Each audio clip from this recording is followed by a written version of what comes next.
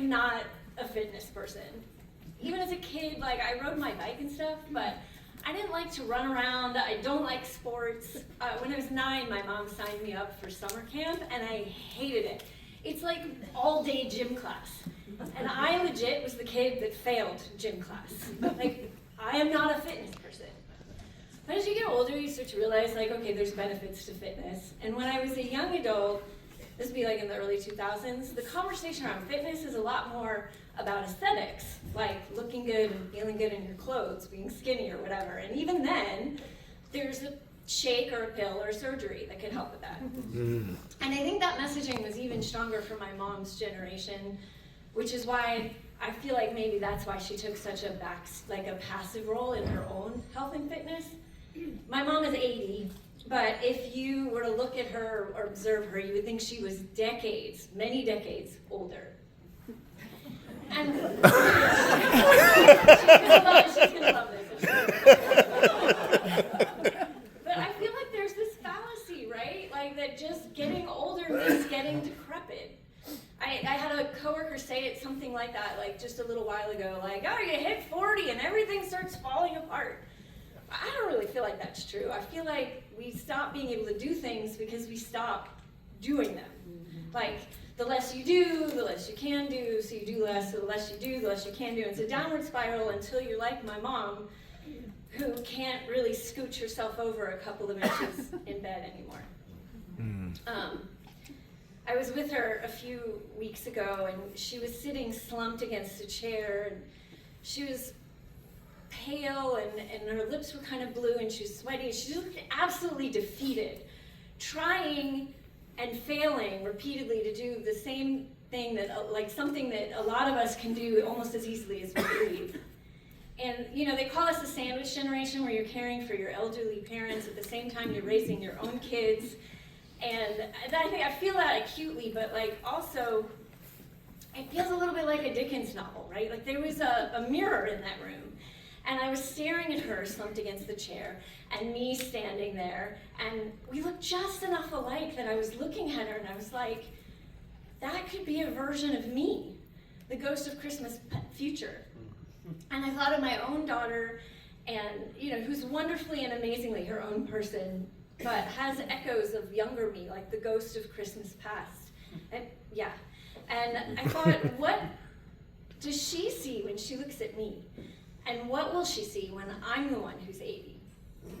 So fitness has become, over the last few years, a lot less about aesthetics to me, but more about living a really good life and being able to dance at my kids' weddings, or traipse around Europe with grown grandchildren, or just being able to be independent in my own home when I get older. Now, we moved here 5 years ago, and before that I lived in New York. And in New York, it's a piece of cake. You're just dropping your kids off at school or getting groceries, you're walking 3-4 miles a day. It's like you don't even have to worry about it. But then we moved here, and you have to drive everywhere, like everywhere. And I can't even ride a bike, because I live off Atlanta Highway. Like I would literally die. It's just that deep.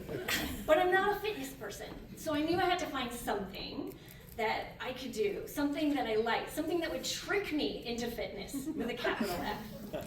And I saw a flyer for Classic City Roller Derby. And I thought, hey, I like roller skating. Maybe I could try that. But like, roller derby is not just roller skating, you guys. It is a high-speed, full impact sport on roller skates. Like, it's insane. And I knew that. But I thought, you know what? Whatever. I'll just go. And I'll see. I'll try it. And I see. So the first day I show up, and I feel really cool. I've got my shiny pink skates, and I'm in this awesomely dingy retro 80s like skating rink, and everybody's funky and cool and welcoming, and I'm all about it. And I have some skating skills, so I feel pretty confident. But also my muscles are being used in ways that they hadn't been used. Like one of the first things they teach you is a knee fall.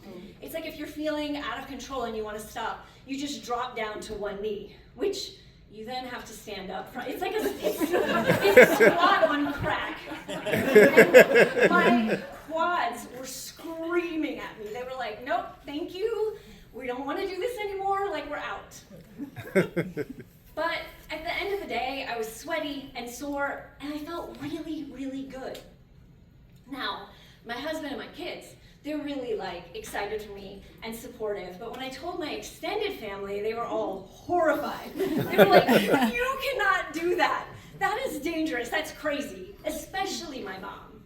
And maybe she would have been that way when I was 25, but the vibes I was getting is, you cannot do that, you are old, you're gonna get hurt. And I tried to push these voices out of my head, and I did mostly. But when things started to get harder, and I started to struggle with some skills, I started to think, yeah, like, what am I doing? I'm a middle-aged suburban mom, like, I'm gonna break a hip. And I got insecure socially too, like, there's a wide range of ages in roller derby, but most of the people there are in their late 20s and early 30s, and I'm like, these guys don't want to hang out with me, like, I'm old.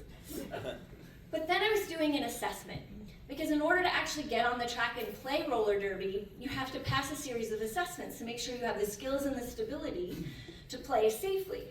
And the assessor was like, so when we come to hit you, it feels like you're running away from us. Which I think might have been true a little bit. But they said, you gotta hold your ground. You belong on the track. Take up space. And they meant it like literally, but I took it as this metaphor. Like, anytime you feel like you don't belong somewhere, or you don't fit in, or you don't deserve something, like, why not me? I deserve to be on the track. Like, take up space.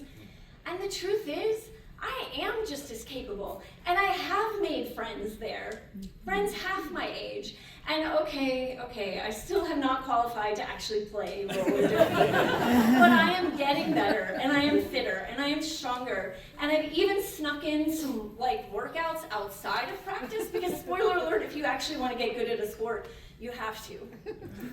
So choose into fitness with a capital F. And yeah, there are some real dangers, like it's very likely I could break something or get a concussion, but I will ask you, what is more dangerous? High impact, full contact sport on roller skates, or living your entire life cushioned in the safety of your couch? I feel like it's a rhetorical question, you guys, because I have seen what happens when you choose couch.